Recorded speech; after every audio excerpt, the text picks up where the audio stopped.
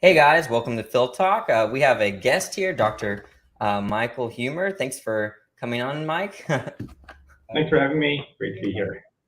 Michael Huemer. Sorry, I heard a backfeed on I had two streams open.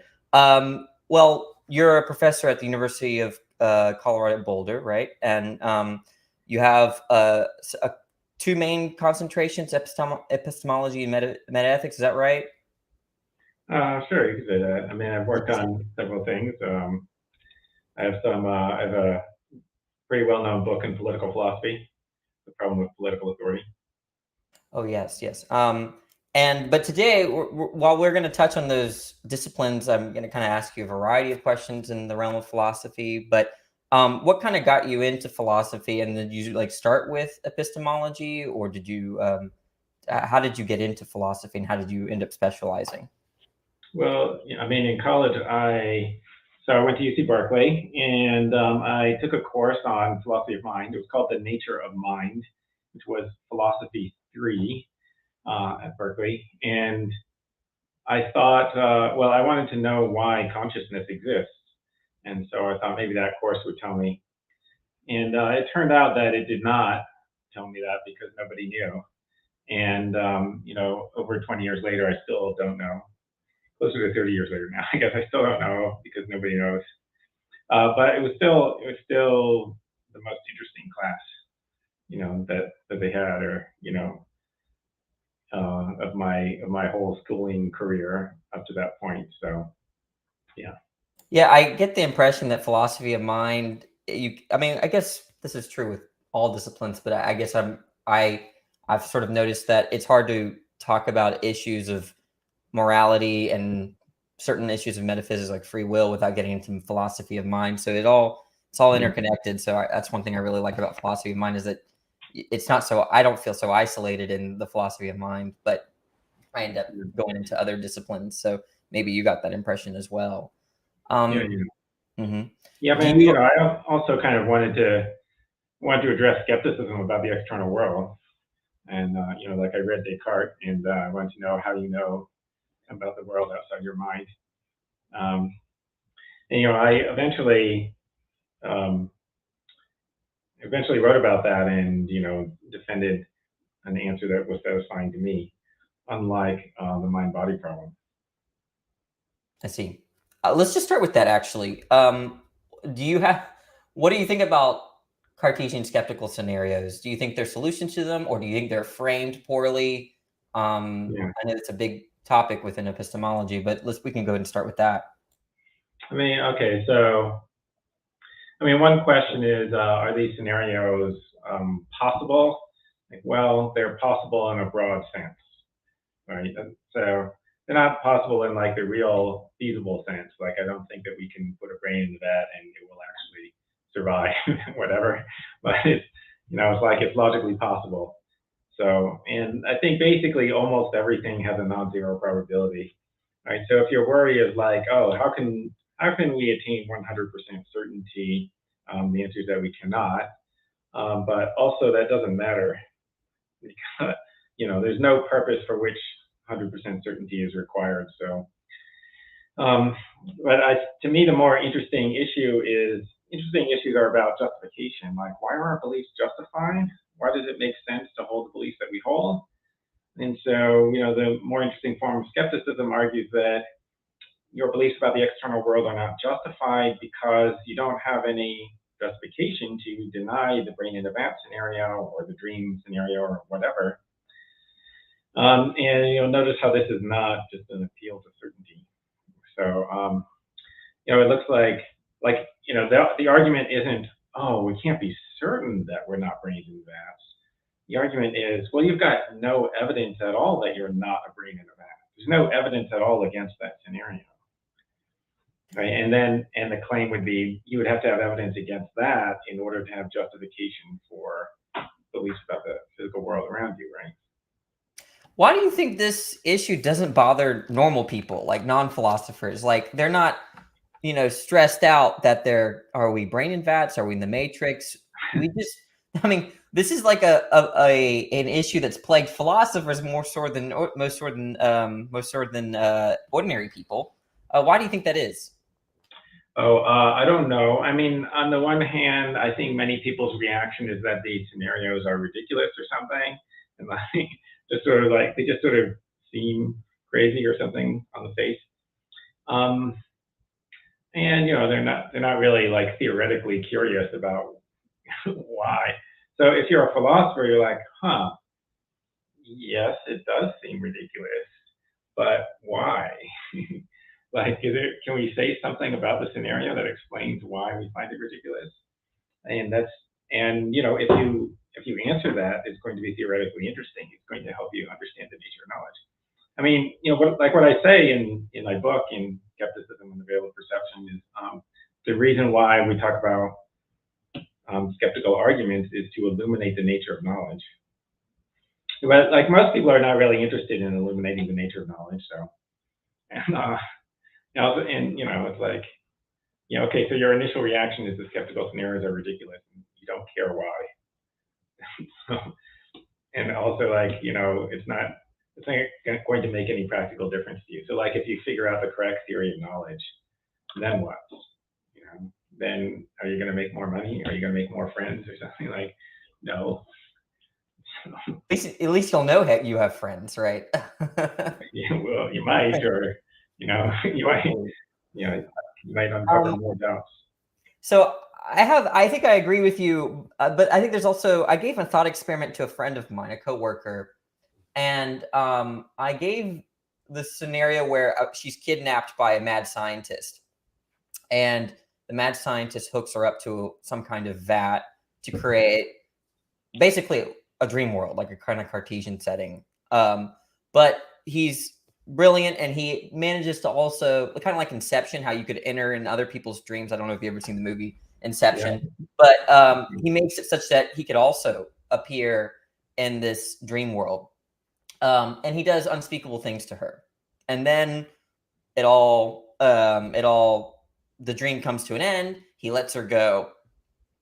And she wants to prosecute him, not just for kidnapping, but all the unspeakable things that he did in this imagined or this dream world. And then in court, he says, well, that just wasn't real, right? That was a dream.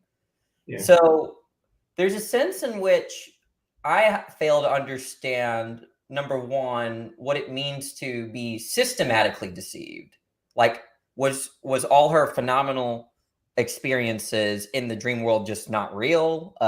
When she had pain, and when she had all these experiences with the mad scientist, are they just not real? It's going to be hard for me to say that they're not, even though it's been conceived in a dreamland, like in the movie Inception. So I wanted to get your thoughts on how to analyze that. Well, yeah, I mean, like, what do you mean by real? Like, so they were real experiences, as experiences, but they weren't, they weren't real perceptions, right? So, I mean, okay, so you have the experience of seeing a cup.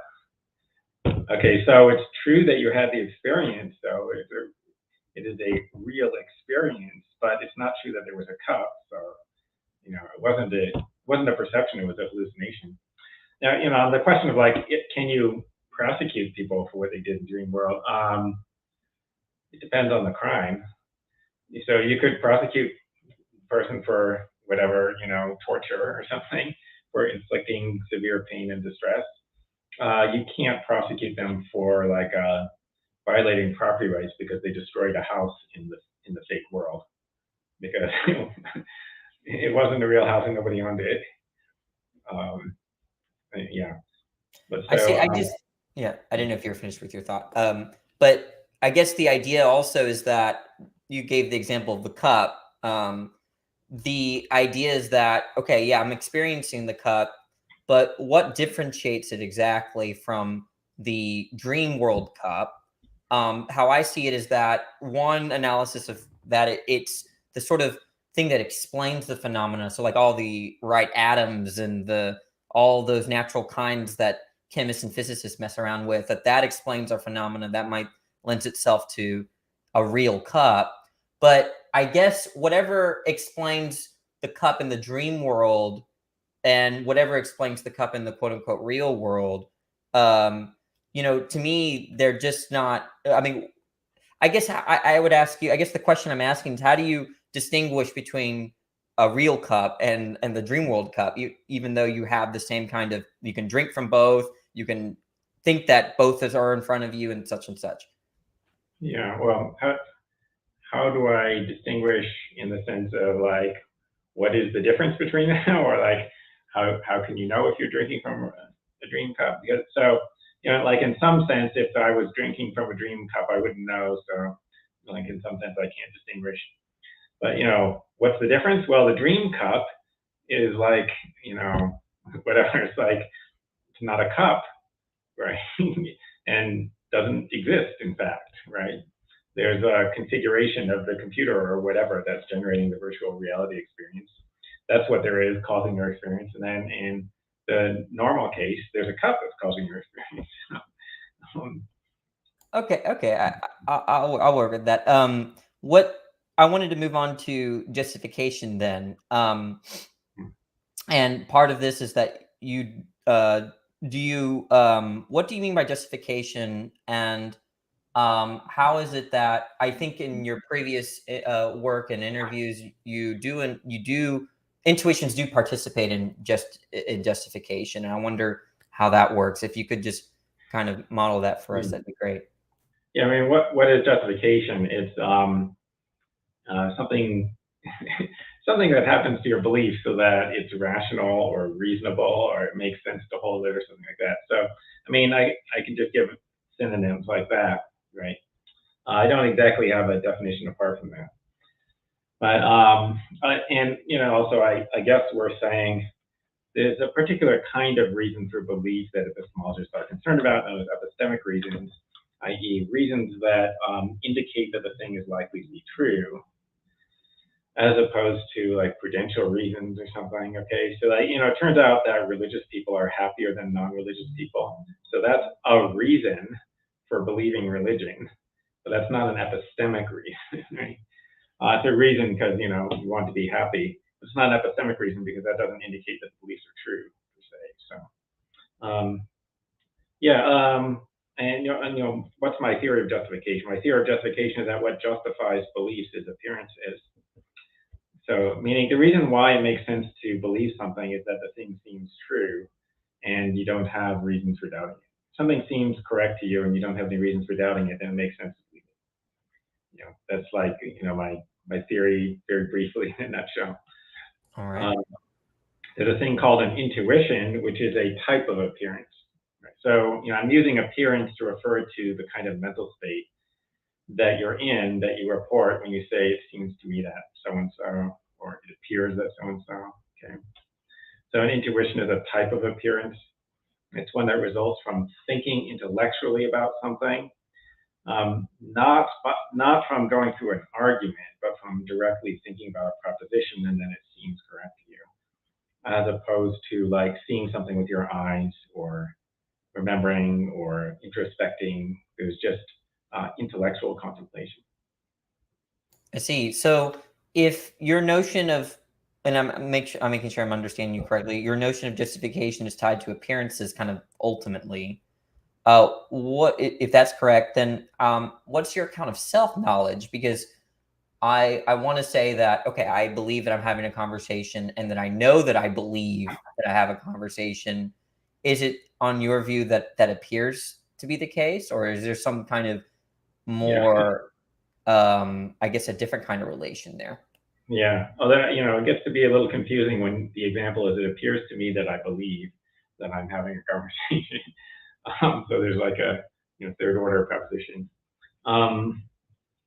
But yes. So, like the example that philosophers usually like is when you're in pain. And how do you know you're in pain? And okay, so in my view, well, you seem to be in pain. And so, so you're in pain. Now, you might question whether there actually are appearances. You might think that the appearance account is more plausible for other kinds of knowledge, like when there's a table in front of you it's plausible to say, well, you have a table appearance that makes you believe there's a table, and that appearance was caused by the table, in normal cases. But then you might doubt that there's an appearance in the case of the pain, right? But what's more doubtful is really that there's a separate appearance, separate from the pain itself, right? But so it's not clear that there's a distinction between the appearance of pain and pain, but that's okay. So it's fine to hold that the appearance of the pain is the pain. So you're experiencing an appearance of pain, which is a pain. So anyway, that's why you're justified in thinking you're in pain.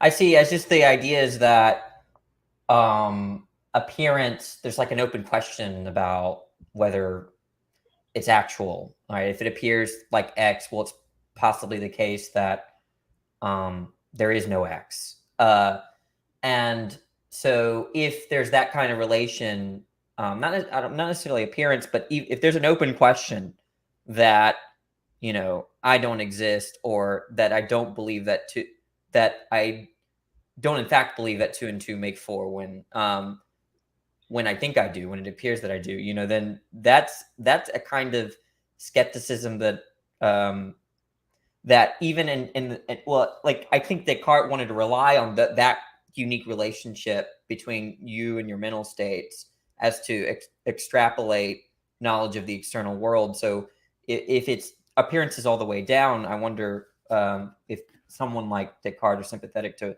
the way that Descartes gets out of skepticism, if that could even work. I guess that's kind of the anxiety that I wanted to speak to. Well, usually when you say something appears to be the case, perhaps you're implying that it's not certain that it's the case. But that's just a conversational implicature. That's not an entailment of, the meaning of something appearing to be the case. Okay, so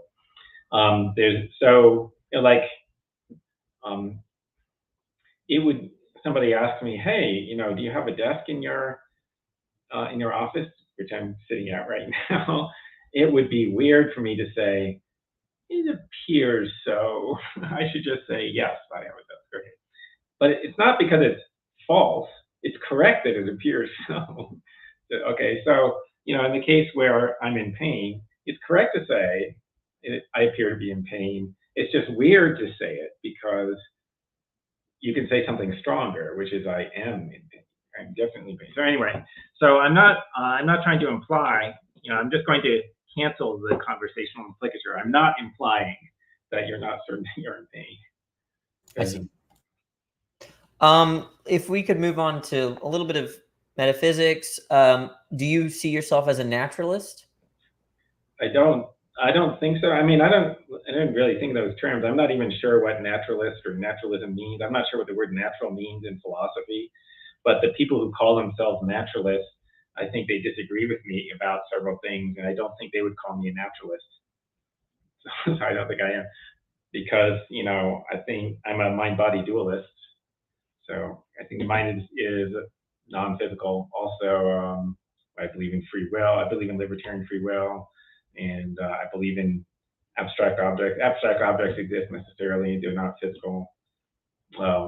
Moral values exist in their objectives, so and they're not physical either. So I think they would say I'm a non. Yeah, they would not say. But it's interesting, maybe, because I agree that naturalism, materialism, physicalism, these are ambiguous terms. It's very hard to nail down what physical means, or what it means to predicate an object as physical. But at the same time, like for instance, if you're a mind-body dualist, it seems like you would have a concept between physical and non-physical. Otherwise, you're just saying something like, well, they're different, but not different at that level of fundamentality or nature. So how would you distinguish a physical and a non-physical thing? Oh, I'm not sure exactly. I feel like I could give examples of paradigms of physical things, and then I could give examples of paradigmatically non-physical things. And like maybe that's enough. That's like, that's how we understand most concepts. So yeah, physical things, like this table and the sun and whatever. And even the magnetic field. So it's not made of atoms, but I guess it's still physical.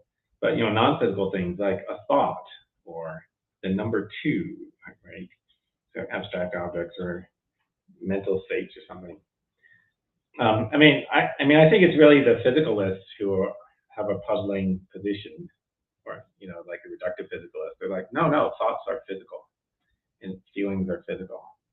My initial reaction to that is, if that's physical, I don't know what the word means anymore, because like that would have been my paradigm example of the contrast to physical.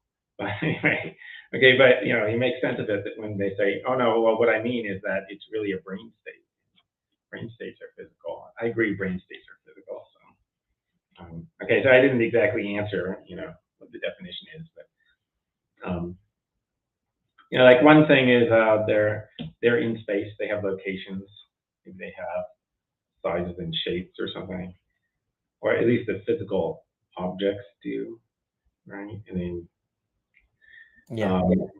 It's got something to do with spatial properties and something to do with the properties that physicists are studying, although that's kind of circular because, maybe physics is the study of physical stuff. Anyway. Yeah, this is not supposed to be a counterexample, but it kind of reminded me of an issue. You took abstract objects. I presume you're some sort of Platonist or Neoplatonist. Is that the idea? Something like that, yeah. Something like that. Yeah. Do you think that there are certain abstract objects that exist in space-time, like, for instance, a center of mass or lines of longitude and latitude? I think the answer is no. It's a weird question, right? Does the center of mass exist?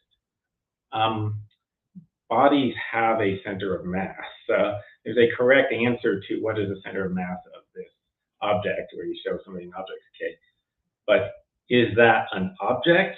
No. There's a point in space that satisfies the definition of being the center of mass of that object, but it's not, okay, and so do you want to call that an abstract object? I don't really think so. I think it's just a point in space, and then there's a description of what you have to do to be the center of mass. Now, what was the other example? Lines of like equator and prime meridian and all those lines. No, like the equator is just a part of the Earth. It's not abstract.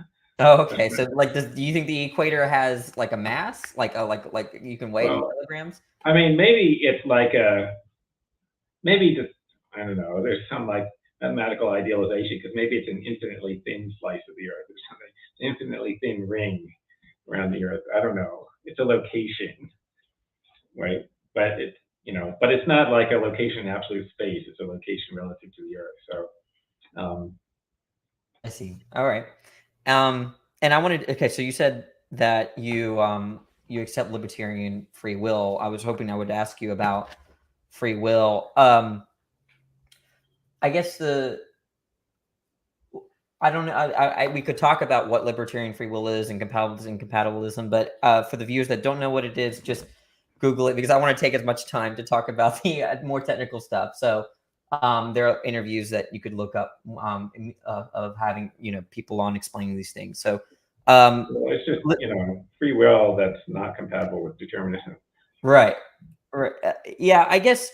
But I always have a hard time, like, there's different senses of libertarian free will. Like I know some libertarians that think that, well, there must be this possibility of doing otherwise, and where all the antecedent conditions remain, and or that you're the ultimate cause of your actions. So sometimes there's a combination of those, but I guess are you? I don't know if you're familiar with the free will. Sorry, not free. The randomness objection. I was wondering if you could maybe explain what that is, and then maybe what you're applying. Yeah. Like I tell students in class, like why there's an issue about free will. Like, so some people say, okay, look, there are two conditions for you to have free will. One is that you have to have the ability to do otherwise, meaning when you perform an action, it has to be true that you could have done something else, otherwise you weren't free. And then the second condition is you have to control your action. So there are multiple alternatives, and you control which alternative is realized. And then it looks like, well, if determinism is true, so if there are causes that determine your actions, then it looks like you fail the first condition. There aren't alternative possibilities. You have to do the thing that is the result of whatever causal forces existing. And then, but on the other hand, if there aren't sufficient causes for your action, then it looks like you lack self-control.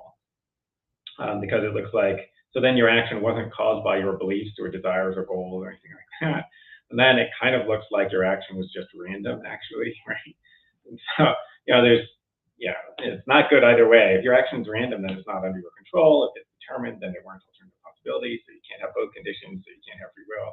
Right? That's what the anti-free will people would say. And but you don't feel like, so you've embraced the incompatibilist version of freedom, and so that means that you're less sensitive to the kind of indeterminacy that goes on with our actions. Is that correct?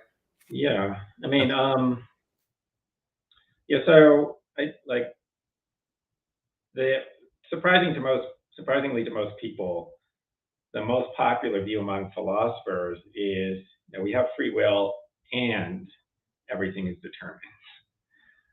Okay, and if you tell this to undergraduate students, the first thing they will think is that the person is saying, "Oh, some things are determined, right? Or there are some causes, but they don't completely determine everything, and so then there's some role for free will." No, that's not the view. Right? The view is everything is 100% predetermined. Also, many of your actions are totally free. Okay, and most people think that that's incoherent, or if that didn't sound contradictory, you didn't understand it. But anyway, that's the dominant view, and that always struck me as impossible, whatever. And like there are good arguments against it, which I could say if we want. So the other alternative is, so it must be that we have free will by having actions that are not determined by antecedent causes. One of the popular versions of libertarian free will is the agent causation theory, which is the theory that, well, your actions are caused, but they're not caused by preceding events or states of affairs. They're caused by you. That's it, just you, the agent. Okay, and the leading objection that people give to this is, I don't understand what that means. People just say they don't understand what it means for something to be caused by a person instead of an event. Okay, now it probably requires mind-body dualism, so I guess, right? You think so? With respect to like agent causation, you think mind-body dualism? Yeah. Oh, okay. Because partly because I take it that there's not anything like agent causation among purely physical objects, right? So if there's just a collection of atoms, like atoms don't exhibit agent causation, right? They only have event causation, I think. So, you don't think they could do some kind of synthetic claim where, like, yeah, there's agent causation, there's you, but it's some synthetically identical to some other physical state or object. Well, it's not an event itself. Yeah, so I don't think that it's logically ruled out, but it's plausible that the behavior of a composite physical object should be determined by the behavior of the parts that it's made of, right? And also, it's plausible that physics has a correct account of the behavior of atoms or elementary particles or something, right? And there's no agent causation at that level. So then it looks like if there's agent causation at the higher level, then it has to be epiphenomenal or something. Oh, I see.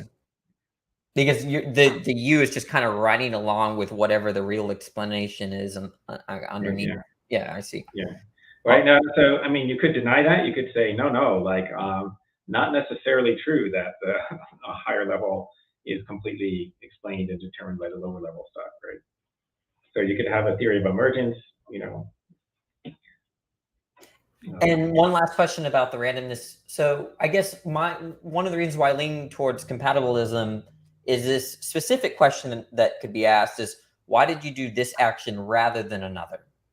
So I chose to have a interview with you. I could have been sleeping. Someone asked me, well, why did you have a conversation with Dr. Yeah, a lot of people are going to be wondering that. Why did you choose to have a conversation with Dr. Huemer over sleeping on Sunday morning? The second that I provide a reason, a contrastive reason, that slips into determinism. If I appeal to, it doesn't seem it's satisfactory to explain it in terms of me, whatever, my personhood, because that's a common factor. And in both cases where I make either decision, it doesn't really give you that contrastive element. Yeah, I mean, I think you're sort of asking for a type of explanation that presupposes determinism. So I think it's sort of begging your question, right? So like there might be a reason, like you could say things about why Huemer is a good person to interview and whatever, like you had enough sleep. You could say things like that, but the person could continue pushing back, and then there'd be some point at which there wouldn't be a further answer, like, okay, and like, why do you prefer good things over things that are not good? At some point at which you just go, I just do, right? And it doesn't have to be a further explanation. I see. Yeah, I think that there has to be a point where, like, I think we don't want necessitarianism, right? No, I don't. The physicalist or the compatibilist doesn't want necessitarianism either. But they kind of put all their indeterminacy maybe at the starting conditions of the universe. And so I think at this point, where do we put our indeterminacy? They seem to put it really far forward, whereas someone that might be a compatibilist might put it really far backward. And so I think that's part of the game here as to where do we put we have indeterminacy somewhere. Where do we put it? But I'm not sure they would say indeterminacy. But like there's got to be, I guess, there has to be something. I guess brute contingent facts. Yeah, something that's not fully explained, right? Mm-hmm. So, as a matter of fact, on the orthodox version of cosmology, like the orthodox Big Bang theory, the universe started out at a particular time for no reason, right? Like 14 billion years ago, the universe just existed. There was an enormous amount of mass energy in a tiny region moving outward at the first moment of time for no reason. And like that's the fundamental thing. And then you can explain everything that happened after that. But like, wow, that's a totally bizarre thing, right? Isn't that bizarre? Well, but even, I mean, like, I think Leibniz, maybe I'm wrong. I think Leibniz, even if there was an infinite series of events, you're going to have two sets of them that have different, that are different. And then it's going to be a brute contingent fact between why there's a difference between, these infinite. So you could have a past infinite case and, but still have. Yeah, I mean, that might be in Leibniz. I know there's something like this in Samuel Clarke in his version of the cosmological argument, where he's like, so yeah, suppose you say there's an infinite series of causes going back forever. So each thing in the series has an explanation. Yeah, but now you have to explain the series. So, and then like allegedly you have to use God because that's the only thing. Yeah. Let's get to that then. Let's get to God. Are you a theist? No. No. Okay. Is there any particular reason why? Oh, I mean, there's no proof. I guess that's the main thing. So I don't think there's proof against it, but I can't believe it on the basis of just not having much evidence. I guess I wouldn't say there's no evidence. There's some evidence, but it's not enough. And there's some evidence either way. So there's some evidence that there's no God. Like, if you understand God as being a benevolent and, maybe maximally powerful and knowledgeable being, then you can't understand why anything bad is ever happening, right? It's like, okay, and you could relax the definition of God. So you could say, well, maybe he's only very powerful. He's not all powerful. Maybe he's just very good, but not all good. but I think that still leaves it puzzling, right? So it won't be logically contradictory that he's not stopping the bad things, but it's still surprising. Right? Like the more powerful and good he is, the more surprising it is that he doesn't seem to be doing anything to help. Right. So you would say that there could be a logical problem. Well, like if we're taking some really robust like notion of God, we got all the omnis and more. There, you would say there would be a logical problem then, or no? Well, yeah. Does that make it logically impossible? I don't know. I guess it's what you should say is, like the perfect God, the O3 world creator, he should have created the best possible world compatible with having been created by by a being or something, right? And it doesn't appear that this is the best world that could have been created by a godlike being or something. It doesn't appear to be the case. So I think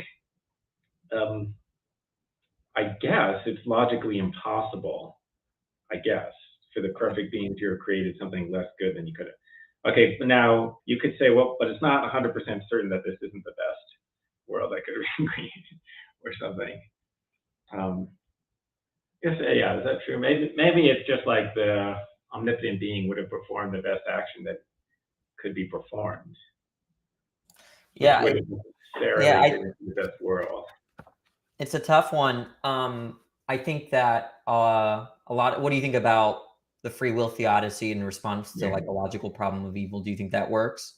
Yeah, I was saying that, but and so if that might explain the man-made evils, but there's like obviously many non-man-made evils.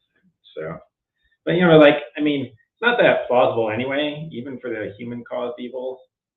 It's like, I don't know, like, yeah, maybe it avoids a contradiction, but it's not that plausible. So, let's say, suppose that like there's something like 50 serial killers on the loose in the country, right? And suppose that I knew who every single one of them was and where they were, right? And like suppose that I was observing them committing their heinous acts every time, and I'm just sitting there doing nothing, okay? And then eventually somebody comes up to me and says, Mike, why didn't you do anything? And I say, I didn't want to interfere with a murderer's free will. Like, that's a super lame defense. I think where you really get the contradiction too is if I think you can extrapolate a contradiction, and I'd have to do some work to show it, is you also preface that you hate serial killers. Like that because there's that, if we say that I love everyone. Yeah, okay. Okay, but I hate their actions. I could stop them at any moment. I love their victims, right? The people who are being horribly tortured, I love very much, and yet I'm still not doing anything because of free will. I don't know. This just doesn't seem that plausible. I don't know if you ever heard of Molinism, but the idea here, and this kind of goes back to our conversation about free will, but one of the ideas that there are these all these conditionals, counterfactual conditionals about what you would do in all these situations, and God kind of picks which scenarios to actualize. And so, but the idea is that those conditionals about what you would do in whatever situation are not explained by anything about God's intentionality or himself, that because there's libertarian free will. I think what puzzles me about it is kind of going back to the whole randomness objection, is that if it's the case that that either decision is possible, given the exact same of antecedent conditions, I don't really see how there would be these truths about these conditionals about what you would do, because there's going to be, and so do you want to, if you want to speak to that, I kind of just gave a nutshell version of it. Yeah. Wait, can we take a pause for a minute? Take a pause, absolutely, yeah. Because I got to use the restroom. No problem, no problem. B. Okay. But hey guys, y'all can put some questions in for Dr. Huemer if you want. He's very generous with his time, so I probably will have time at the end ask him your questions. He does do political philosophy, metaethics, and epistemology. We're talking about philosophy of religion right now. This is not his expertise, but he still can definitely give you his thoughts. He mostly focuses on what we've been talking about earlier, like epistemology and all of that. So if y'all have any questions, I know it's early Sunday morning. You guys should be in church. Especially you, Nicholas. Why aren't you in church? Did you already go to church?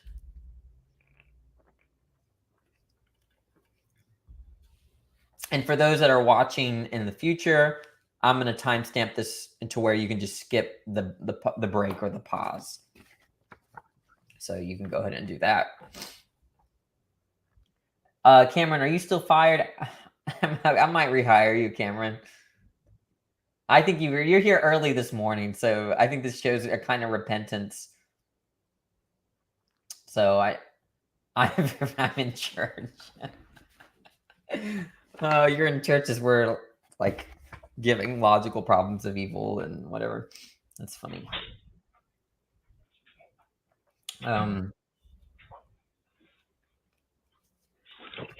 right. Welcome back. We were just talking about why everyone should be in church right now, but okay. You have like viewers who are sending questions? I do. I have 15 viewers usually, and they're not awake around 11 a.m. But I'm a night owl, so if I end up streaming, I'm streaming late. But I'm glad that you made time though. We were just talking about Molinism and these. Do you think Molinism could be coherent if it's the idea that if they require these conditionals that God sort of sees and then picks from? Yeah. So like I guess I should say I haven't read the literature on this, so I don't know anything about it. So you shouldn't listen to me. Okay. But since you asked me, you're going to listen to my nonsense anyway. No. I mean, so like it sounds like the idea is there are these conditionals about what you would freely choose in some circumstance, and those conditionals have no truth makers, right? Like, okay, that doesn't seem right. I don't know.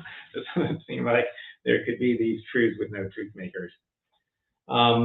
So I guess, yeah. I mean, it just seems more intuitive like that. There is no fact of the matter about what you would freely choose. I mean, assuming you have libertarian free will, right? It's indeterministic, and the situation hasn't in fact happened and is not going to happen, then there's no fact about what you would do. Yeah, that's the idea. Yeah. So then, wait, and then how will we get a solution to the problem of evil? Like, well, I think actually they want to say, a lot of them do say that this somehow overcomes, like they're better off than Calvinists, the term where God determines all these evil actions, but on Molinism he doesn't determine them, right? Instead he sort of, there's this they differentiate between like kind of this weak actualization where God brings it about but doesn't cause it, and this like strong actualization, which is what the determinists like, this like kind of like he caused evil. So one way that they think that this gets them out of the problem of evil is that, well, God doesn't determine or cause sin at all. Whereas, so they're better off at least. He's not really, there's not the strong sense of responsibility on the part of God for evil. I mean, I'm totally not understanding how God is not responsible. Yeah, me too. I agree, but this is some of what some of them say. I mean, like, what if I did something like that? So can I do something that's analogous? So let's say that I know that if I have a child, he will become a psychopathic serial killer. And they go ahead and have the child anyway. And I don't do anything to stop him from killing people. And then he kills a bunch of people. Did I do anything wrong? Yes. Yeah. Right? Like, and so, I mean, like, if our defense of God is going to imply something that, you wouldn't accept for anyone else, it's probably wrong. Yeah. Okay. So we talked about, but what do you think is the best argument for the 8 senses of God? Like, what argument like out of like the cosmological, teleological, ontological, any of these Yeah. ring a I bell? mean, the best argument in the vicinity is the fine-tuning argument. Okay, fine tuning.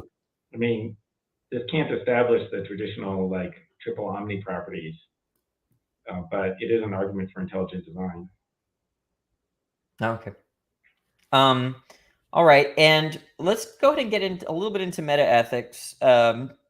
And I think this is kind of one way I want to introduce the topic is using our concept of our conversation about God.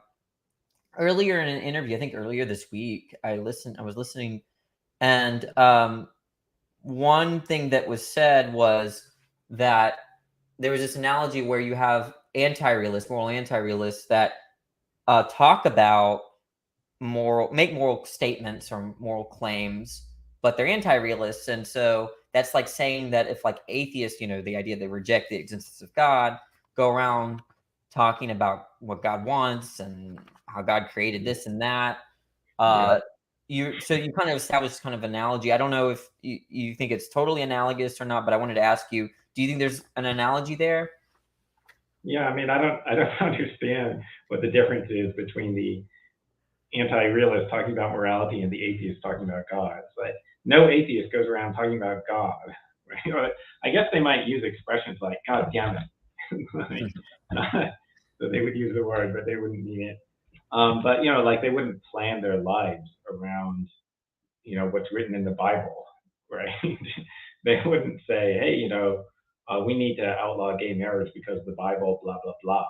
Although there's no God, and the Bible was just written by humans, right? Wouldn't do that. But anyway, many anti-realists just like go on talking exactly the same as everyone else about morality. That's very strange. It could make sense if you think that moral statements are sometimes true or appropriately assertable, but it totally doesn't make sense if you're a nihilist, right? Like, all moral statements are false, but anyway, it's wrong to kill people. It's wrong to kill people, but that's false. Like, that doesn't make sense. And when you say nihilist, do you mean like not necessarily error theorists, do you, or is that what you mean? Yeah. Okay. Like the view that nothing is good, bad, right, or wrong. Right? So if Okay. that's the case, then you shouldn't be going around saying that was good, that was bad. Like, and like the fact that you do keep doing that suggests that you don't really believe nihilism or something, right? Or that the view is just so insanely implausible that you can only talk yourself into it for brief periods of time. Right? Okay. So I guess I guess the analogy wouldn't hold if someone just thought they were expressing what they wanted or what was Yeah. a function in terms of their internal reasons, like their beliefs and desires. There, it would seem to be So more disanalogous, right? so like an expressivist should continue to express their feelings or whatever. On the other hand, like there are some things that don't make sense for expressivists. So, statements where the moral statement is embedded in the larger proposition typically don't make sense. Unless the moral statement expresses a proposition. So you shouldn't say things like, if abortion is wrong, then so and so. That doesn't make any sense. If abortion is wrong, isn't a proposition, right? And anyway, like the expressivists usually try to give some account of what it could mean, right? But let's just say it is very difficult to give accounts for all of the different contexts in which you put a moral statement in a larger statement. Like, I wonder whether abortion is wrong. On the face of it, that doesn't make sense. If abortion is wrong, isn't a proposition. Like, I believe that abortion is wrong, so that's literally false. If abortion isn't a proposition, couldn't be. You couldn't have a belief. All right. Actually, it's the central view that it's not a belief. So you shouldn't go around saying I believe that that's wrong.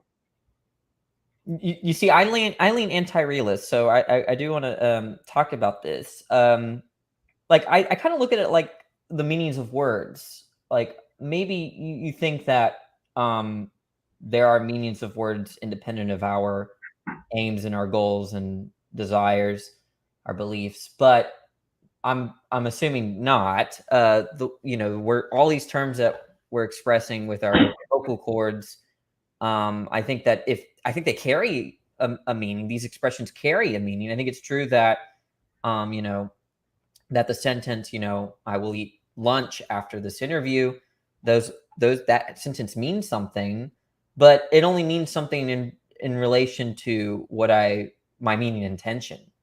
And so I can make statements, though, that the sentence means something, right, without committing myself to saying that their sentences have meanings independent of my meaning intentions. So I'm just wondering if we're taking that example and applying it to normative. Yeah, I mean, word meanings are conventional. So, like society can just have a convention that this word means this. You might think, oh, maybe moral properties are conventional. So we can just have a convention that some action is wrong. Okay, but do you really think that? So if everybody starts using the word cat to refer to dogs, then cat will mean dogs. True? True, right? Okay, now, true or false? Like, well, if everyone starts saying that you should torture babies, then it will be the case that you should torture babies. Is that true? I wouldn't say it's true, because I have my own values. My values would be against the convention. In the same way that with words, right? Sometimes there are certain words like, oh my gosh, when the last 20 years we turned the word literally to like, literally I'm going to kill myself, like that.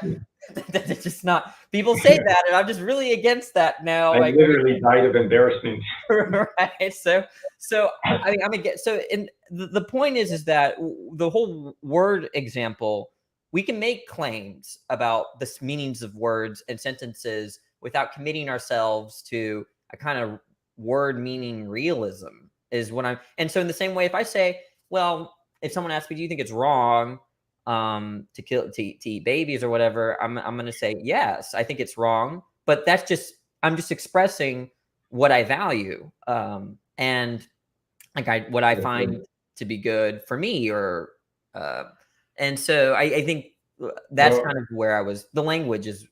We have a license to use this language, I think, as anti-realists is what I'm trying to say. Yeah. Well, when you say you're expressing your values, like that sounds like you're sort of switching into the expressivist view. I mean, look. So, okay, when you mentioned word meanings, I was thinking, oh, this would be like a cultural relativist view, because word meanings are, whatever, the meanings in the language are usually understood to be conventional. Suppose you say, oh, no, like wrong means disapproved by me. Okay, so true or false? If I approve of torturing babies, then I should torture babies. Sorry, say that again. If I approve of torturing babies, then I should torture babies. Is that true? I wouldn't believe that you should torture babies. You can put that in your mouth, right? So if you approve of torturing babies, should you torture them? I mean, are you asking me, like, given your commitments, perhaps, but it would be against my stance, so I wouldn't believe that you should torture No, babies. but the conditional is, the antecedent is assuming that you did favor torturing babies. Mm-hmm. Right? So on the assumption that you liked baby torture, would it be morally right for you to do it? Well, I mean, morally right, that would just mean according to your stances, so it would trivially follow, right? But the point is that I wouldn't say or believe that you should torture babies, even if whatever your reasons are. No, you don't. Well, you don't currently think that, but if you were to change your attitude so that you were in favor of, oh, I would. Okay, so like if my psychology changed and I had desires to torture and eat these babies, then yeah, I would have commitments to do so. I should do it. Okay, that's absurd. What do you mean by absurd? Well, actually, here's how I think I don't think the moral realists have any better here, because if presumably you don't think moral truths are necessarily true. Yes. You do. So by Well, it depends necessary. on which truths we're talking about here. Okay, so like let's take the truths concerning eating children or whatever. Maybe we could do something more mild. I don't know if you're okay with that. Can we just do stealing? Can we agree? Okay, let's do something a little bit more milder. So there you think there might be, so to steal from Walmart, you presumably you think that's wrong, and in most circumstances. Let's take the relevant circumstances. And you think that this is some kind of moral fact independent of my desires, your desires, our internal reasons. You're saying that that's a necessary truth. Are you saying that it's logically necessary? I mean, I don't know exactly. I'm saying it's metaphysically necessary. I don't know if that's the same as logically necessary or not. And Okay. Well, why couldn't I say the same thing? Well, it's metaphysically necessary that I have these desires, so it's not possible for me to because change. it's not. I mean, it's Well, not. what's the criteria you're going to use to differentiate between what's metaphysically necessary and what's not? Well, I mean, I don't see why this question comes up because this isn't controversial. So if we had controversial cases of things where like people are not sure whether it's necessary or not, then like we should talk about that. But like if there's a thing that like everybody who talks about necessity agrees is contingent, I don't think that we should start trying to talk about the criteria for contingency. Sorry, could you repeat that last sentence? Your audio is a little, that everybody agrees that what? If we're talking about a thing that everyone who talks about necessity at all agrees is contingent, then I don't think that we should have to go have a conversation about how do you know about modality. Okay, so you're speaking to, so you're saying that the moral facts are metaphysically necessary. I'm wondering about that. I don't know if that's true. And so because I don't understand the criteria for what's metaphysically necessary. I understand what might be the criteria for logical necessity or physical necessity. And so Yeah. now I'm saying, in asking you, you gave me, well, what if your attitudes changed? Would you suddenly think you should do these horrible things? And I said yes, because I think it's logically. So it's just slightly correct. The question isn't would you say. If your attitude, it's not if your attitudes change, would you say that you should torture babies? It's if your attitudes change, should you torture babies? Right, and that's what I meant to say. Right, I do believe sincerely that if my psychology completely changed and my values inverted, that I would have commitments to do those things. And you were saying it's absurd because it's obvious that it's wrong. There's some kind of metaphysical necessary truth that it's wrong to do these horrific things. But then I'm wondering, well, why is it that these, just like in the way that my values can invert, my psychology can invert, why couldn't the next tomorrow all of the moral facts invert? Wait, why can I don't know, like why couldn't 2 + 2 be 5 tomorrow? I don't know. Why couldn't red and green become compatible tomorrow? Like that's the sort of question this strikes me as. Okay. There's not really an answer to that. It's just that, well, if you think about the thing, you just see that it has to be the case. Like could pain become good tomorrow? Could what? Could pain become good? Like intrinsically pro tanto good? No, not while continuing to be pain. I mean, and to me, that's similar to the question: could yellow stop being a color? Could yellow become a shape instead of a color? Yeah, I guess some of these examples, though. So let's take your 2 and 2 make 5. If could tomorrow 2 and 2 make 5, I would agree that I don't even know if that makes sense. We're establishing an identity relation between 2 and 2 equals 5. That identity relations hold in all cases. They're necessary truths because they're perhaps logical truths. And so I don't know what it would mean to say 2 and 2 equals 5. But let's take the it's wrong to steal from Walmart in these circumstances where, like, you're bracketing tragedies and calamities of pandemics and stuff like that. It's wrong to steal from Walmart. I think I know what it would mean to say that, well, it's good to steal from Walmart. I know what I mean. It would mean I have a reason to to steal from Walmart, or it would count in favor of doing the action. And so I think it's unlike these examples that you've given well, me. I know what it would mean. Like, I also know what the denial of the four color theorem means. Okay. But it necessarily follows. Okay, so you know, like why you shouldn't steal is at least a somewhat complex moral judgment, right? But pain being bad is like the simplest evaluative judgment you can make. Okay, so and it's easier to understand I don't know, it feels easier to understand the negations of complex statements. Like somebody says, yeah, maybe the four color theorem is false. And like, I understand what that means. But then if somebody says, I don't know, like maybe 2 is less than 1. Okay, so in some sense I understand what that means, but I don't see how that could be. So if somebody says maybe pain is good, like I kind of understand what that means, but I don't see how pain could be good. Right? Intrinsically good, you know, not that it produces good consequences later or something.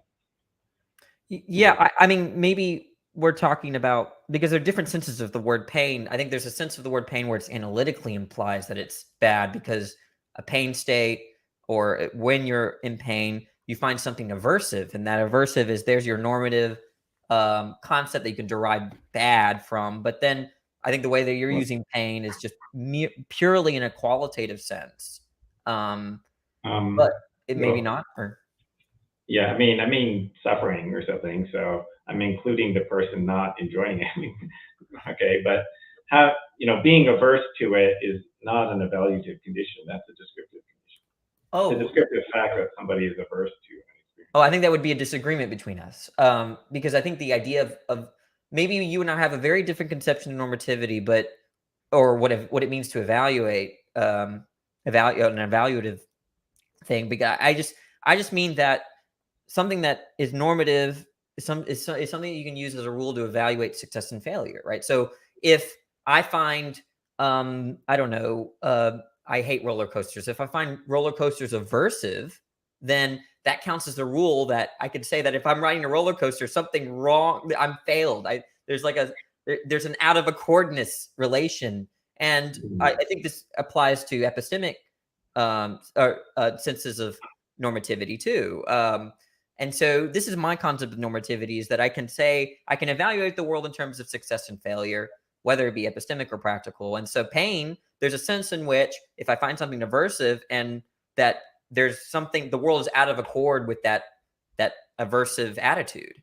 And that's enough for me to establish a normative concept. But I mean, you know, somebody's failure could be either good or bad. So Hitler tried to exterminate the Jews and he failed, and that's good. Yeah, but we're talking about pro tanto, not necessarily pro toto, right? Like you mentioned a pro tanto bad, which yeah, there could be pain, could be pro toto good, but not a pro tanto. You specifically said pro tanto good or bad. Sorry, right? Yeah.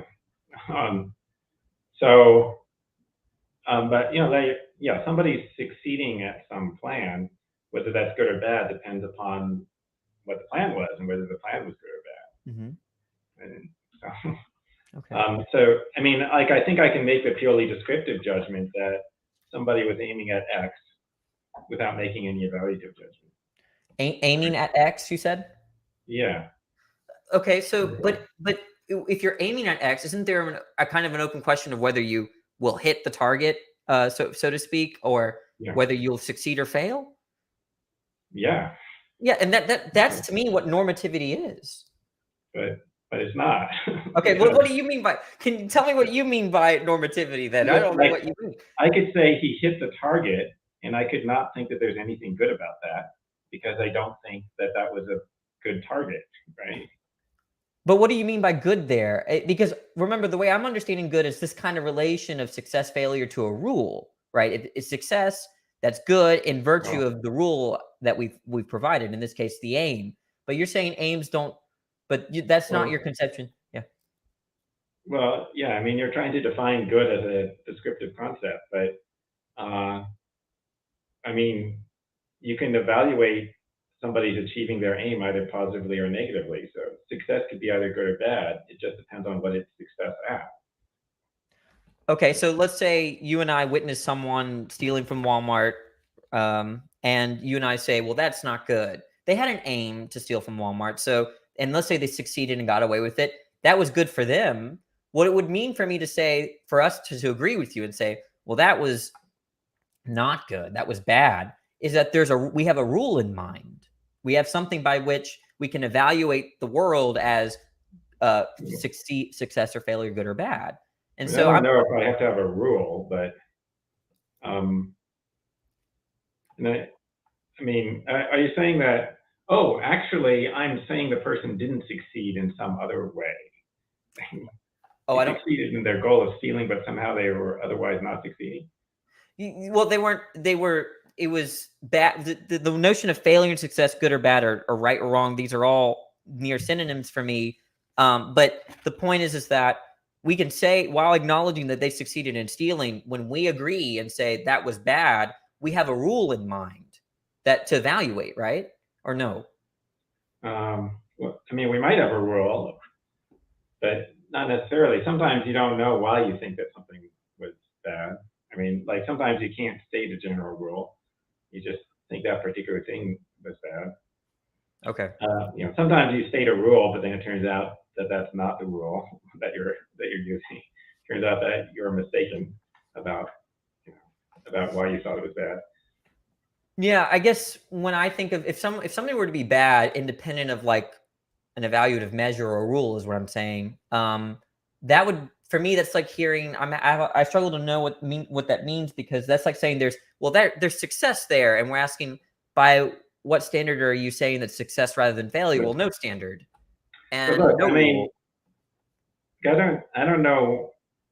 I don't know how rules are helpful, because everything violates infinitely many rules and satisfies infinitely many other rules. So, you know, if all I'm saying is that this person broke a rule, then, you know, I'm not giving any information. Everything breaks the rule. But if we take the example of the Walmart stealing case, and you ask me, well, how are you? I think it's bad, Danny, but how are you saying that it's bad if you're an anti-realist? And I'm gonna say, well, it's bad because it's out of accord. There's the relation, right? The relation, it's out of accord with my desire. So desires count as my rule. Well, you might as well just say it was bad because I didn't want him to do that. Like, that's Sure. a simpler story. So you just say, like, bad means not wanted by me, unwanted by me. Yeah, sure. Yeah, it's out of, yeah, that the idea is that I desired X and I'm not seeing X. And so there's a relation there between the world, not X, and then the rule, which is my desire. Yeah, I mean, you know, we could talk about whether that's what bad means. Like, I don't think that's the way normal people use the word bad. Normal people, okay, I get it. I guess I'm not normal. But if I wanted the Jews to be exterminated, then it would be good for the Jews to be exterminated. well, pro tanto, you would agree, right? It's false. No, I mean, look, maybe I could ask you, do you think that all things being equal, if you want something, you ought to go for that? Do you think all things being equal, if you want something, you ought to go for it? Yeah, you have a reason to go for it? Maybe. I mean, well, maybe, you know, like I think pleasure is good. So you have a reason to do something if it would give you pleasure. I'm not sure that everything you want will actually give you pleasure. So, Okay. I'm not sure there's always a reason, but. All right. I guess because then we're just committed. I mean, I would, because when you ask me oh, if Hitler wanted X and Hitler wanted to exterminate Jews, well, do you think it's good for him then to exterminate Jews? Well, I think pro tanto, yes. I mean, I think you would agree. I mean, why aren't you saying it's good, all things considered? Because I'm considering my own values. Okay, so, well then, from the standpoint of your own values, why is it even pro tanto good? Unless because you kind of have a little bit of anti-Semitism. By the standard of my own values, well, I think values are sort of desires, perhaps. And if we agree that desires are sort of these pro tanto reasons, then I can evaluate all the pro tanto reasons, and then something comes up on top, and you get your pro toto good. No, but I mean, I thought you were saying when you make moral judgments, they're all based upon your own personal desires. not anybody else's desires, right? Right. When I say, like, if I would say that was bad, I'm saying that that's out of accord with what I want or what I most want. Yeah. So in that view, like if somebody else wants something, from your point of view, it's not, that doesn't make it to any extent good that they get it. It's not From even my pro point of view, tanto, that what? because what somebody else wants something, you should say it's not even pro tanto good that they get it because it's somebody else's desire, not your desire. Oh yeah, it's a pro tanto good for them.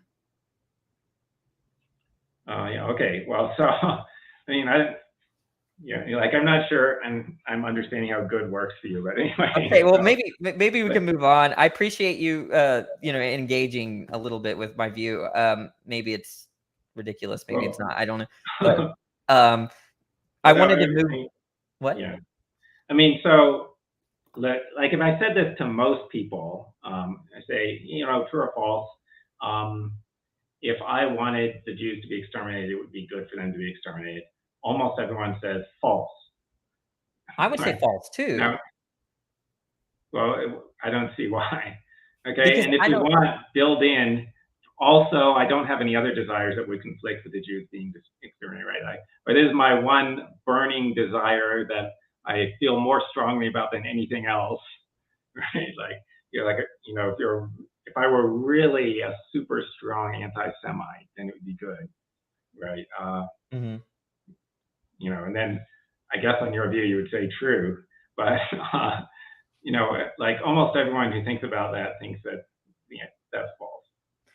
Yeah, I think this goes back to our initial part of that conversation where if, again, maybe the audio is a little bit light, so I hope I didn't misunderstand you, but I think the anxiety for the realist is that Danny, if you just had different desires, let's say Hitler-like desires, then you're going to be committed to saying that pro toto, it's good to exterminate Jews, and I'm like, okay, well, that might be fine. I mean, there might be a sense in which I'm a different person. Maybe that's not true. Maybe it is. But let's say that I'm not. Even all those desires are inverted.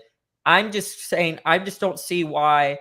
And this goes back to what we said. I don't mean to repeat myself. Why, the moral facts couldn't just invert by themselves, independently of anyone's psychologies. But you're saying if they inverted, that would be like 2 and 2 being 5 tomorrow, or that yellow ceasing to be a color, that kind of thing. Yeah.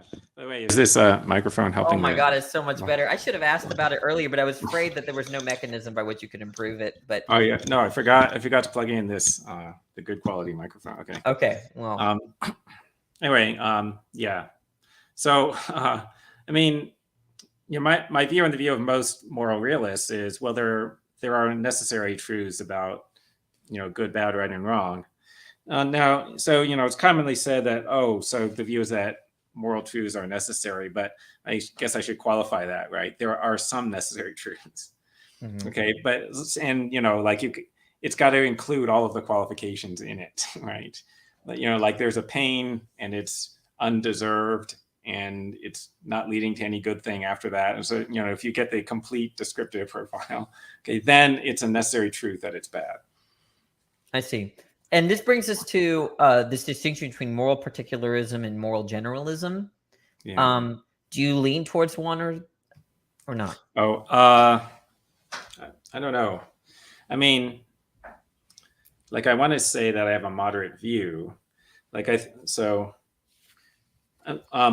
want to say that there can't be any universal moral rules, but I want to say you should not be very confident that you've identified one. So you have a general principle. It says it's always wrong to knowingly punish an innocent person. This is something that Elizabeth Anscombe said, right? She said it in a very confident way. She was like, if anyone disagrees with this, then they're morally corrupt and I don't want to talk to them. Something like that. Okay. So anyway, so you have this general rule, always unjust. She said unjust, but I take it that that's supposed to imply wrong. So always wrong to knowingly punish an innocent person. Okay. You should not be super confident. I'm not saying that just because it's a general rule, you should assume that it's not always true. But you shouldn't be super confident. So if somebody comes up with an example where intuitively it looks like it would be morally right, you should be prepared to revise that, I want to say. And yeah, like, so I don't think that anyone has got a comprehensive theory that's, satisfying, but I'm not saying that it's not possible. Just we don't have it yet. I see. And do you think, well, I don't, this might, I mean, I think that do you think the generalism, particularism debate is distinct from the realist, anti-realist debate? Yeah. Yeah. Okay. All right. So you could be a moral realist and be a particularist and deny principles. Yeah. And Yeah. well, and do you think that's a plausible view? I mean, you just said that you said, well, we can operate on these principles and we could certainly revise. But would you be very surprised if it turned out the case that realism is true and moral particularism is true? Oh, would I be very surprised? I guess not really. I mean, so I don't see a big tension. So there's the question about objectivity, which is, I guess, the main question about realism. So are moral truths objective? So, well, if there's a very particular truth, that can be just as objective. I mean, you can imagine somebody who had a particularist view about physics, right? Nobody has this view anymore because we've discovered several laws of physics. But maybe in the past, people had this view, like, there's no way of systematically describing how physical objects behave. But it's totally objective. It's not like the behavior of physical objects is determined by our attitudes towards them, right? Well, it's been, usually my interviews are around this time, but I wanted to ask you about some, like, you know how there's the Phil Surveys the paper. I wanted to ask some questions about that survey, maybe 5 or 10. So one of the questions was, what is the end or what is philosophy for? Let me pull up maybe you can just give the answer, but I'll pull up the options if you need me to. What do you think philosophy is, like, the end of a goal for philosophy? Oh, okay. Was there like a multiple choice? Yes, I'm going to pull it up. But if you maybe you just Okay. want to start with what you think philosophy is for, and then I'll pull up the options in a I second. don't know, like just understanding reality on a general fundamental level, I guess. Okay, so I mean, if it's like, like one question is, oh, well, why should people study philosophy? Like if you're, you have students coming into the class, hey, well, what could I get out of this class? Like, I think a good thing that you get from studying philosophy is you get to think more clearly. Because most people are in a state of confusion, and they're in a state of confusion about very important things, intellectually important things. And, after studying philosophy for a few years, you get to be clearer. You don't necessarily know the truths about the big questions, but you know what some non-confused options are. So here were the options towards truth and knowledge, understanding, wisdom, happiness, goodness, and justice. So you would lean towards. Wow. I mean, I find it hard to separate understanding from truth knowledge. And I guess I see more of a difference between wisdom, but it would be great if philosophy gave you wisdom, but it doesn't. Right. Well, not very often. So I guess. I did want to ask you about this one, the analytic synthetic distinction. Do you lean toward? Yeah. Okay. Yeah. Obviously, yes. Yeah. Why? Why do you think this is happening? I mean, I'm surprised why this isn't like sometimes like 80%. Like, what's going on over here? So like Quine wrote that article, Two Dogmas, which was supposed to refute the distinction. I think that people got an impression that it was more influential than it was. Were Quine's arguments convincing people? I don't know, because I find them very not good. So I got to say, but I think there can be confusions about it. It can be hard to say exactly how to define analytic, and there could be like difficult cases where you're really not sure something is analytic. So like that could make people doubt it. I'm not that worried by that, because I think like you could know that there's a distinction without knowing exactly how to characterize it. Right. Okay. With respect to epistemic justification, do you lean towards internalism or externalism? Internalism. I'm surprised that externalism is that popular. All right. Let's go to. There was a couple. We already did free Libertarian. will for. So you lean towards libertarianism. Yeah. Is this now? What do you think explains this large consensus? Metaphilosophy. You did mention it earlier. I mean, I think that so philosophers don't want to reject free will because that's super counterintuitive, and then you have to like revise so much of your belief system, like reject responsibility and whatever.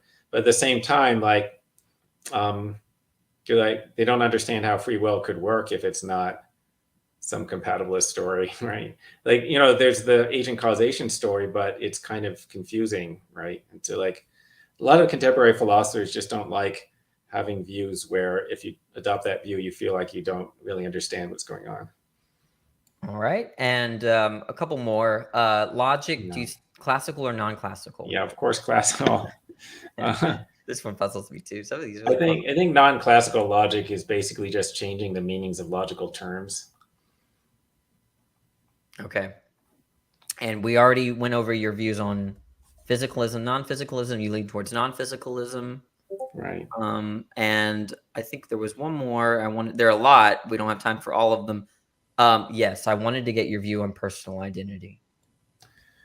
Biological, psychological, or further fact view? Yeah, further fact view. There's a further fact. Okay, and so could you explain what that means? I mean, basically, I'm a mind-body dualist, so I think there's a non-physical component of the person. Now, I don't know how many of the other further fact people think that. So, but there's something beyond describing what happened to the physical particles and their configuration, and also the mental states the person was in, how they developed over time. There's something more than that to determining whether it's the same person. Okay, this is the last one I'm going to ask you, and then I really do appreciate you being here. And this kind of, I'm going to frame it this way. I'm going to first ask this question: what do you think about the continental analytic divide in philosophy? And then we'll get into this kind of question. Yeah, I mean, like both sides are flawed, but continental philosophy is worse. Clearly much worse than analytic philosophy, right? So, as I see it, the three important things for a philosopher are, be clear in what you're saying, have arguments for what you're saying, and also answer objections. And as far as I can tell, the continental philosophers reject all of that. So reject everything about good philosophy. Do you think that it might be just a problem, just like how analytic philosophers have their own jargon, their own terms, their own language, their own confusions? I mean, you've sort of acknowledged that there are problems in both, but do you think it's just a different language, or do you really think there's some kind of fundamental problem in the approach to philosophical questions via the continental tradition? Yeah, well, I mean, sure, it's a different language, but it's like a super insanely vague language. And also like it's a tradition where you don't have to like give logical arguments, that could possibly persuade someone who doesn't agree with you, and you don't have to answer people's objections to your views either. So, all right. And then this brings us to, what do you think about the sort of, I guess I'm going to ask you about a little bit more about metaphilosophy here. What do you think about the sort of criticisms of the philosophical method specifically, I guess, that leans towards the analytic tradition, that like people like Wittgenstein give? This like the idea of language games and all of this, like do you see any criticisms or do you find sensitive to any criticisms to how analytic philosophers give arguments and the sort of approaches and methodologies that they assume in the background? Yeah, I mean, like this question that you have on the screen here maybe indicates something that I think is a flaw, right? So yeah, what are the other options here? I'm going to read them. I'll scroll down. That might be easier. Oh, okay. So we got conceptual analysis, conceptual engineering, empirical philosophy, experimental philosophy, formal philosophy, intuition-based philosophy, linguistic philosophy. Yeah. Okay. Yeah. Okay. Good. So I would put intuition-based philosophy, I guess. Okay. But conceptual analysis being the top one there indicates one of the problems that I see in analytic philosophy. So there's not that much that you can learn from analyzing concepts. And so what I think happens is that the philosophers sort of change the philosophical questions, right? Or choose what questions to address based upon what you could do just by talking about the meanings of words or the relationships of concepts to each other. And thereby they make it a lot less interesting, right? So like, let's say, hey, I want to know about free will. Okay, then what people want to know is whether they have free will, how it works, or something like that. And then the analytic philosopher comes along and goes, I can't answer those questions just by thinking about the meanings of words. So I'm going to change the question to what does the word free will mean? Or how does this concept relate to this other concept? Like, okay, so, and then, yeah, but that's like less interesting. And so, a lot of what academic philosophers address is sort of like small, technical, linguistic, like semi-semantic questions. I see. Yeah. And I've always thought, because like the idea is that if what we mean by a term or what our concept entails, right? I think one of the reasons why it might look like we're saying something really profound or significant is that there can always be this like, we could just inaccurately describe our beliefs and our commitments. I think that's what makes it look like. So we can almost like, what we end up discovering is, if we're not discovering that we're contradicting ourselves or something like that, is like how to express our concept. And that might seem like we've come to something profound. I don't know what you think about that, but I mean, like I think it is worth getting clear in your concepts, because like many people are confused. Many people are conceptually confused about things. And it is a first stage to understanding the world is getting rid of your conceptual confusions. But, that's not the last stage. Absolutely. Alrighty. Okay, we're going to end it here. Thanks everyone for watching. Thank you so much for your time, Dr. Huemer.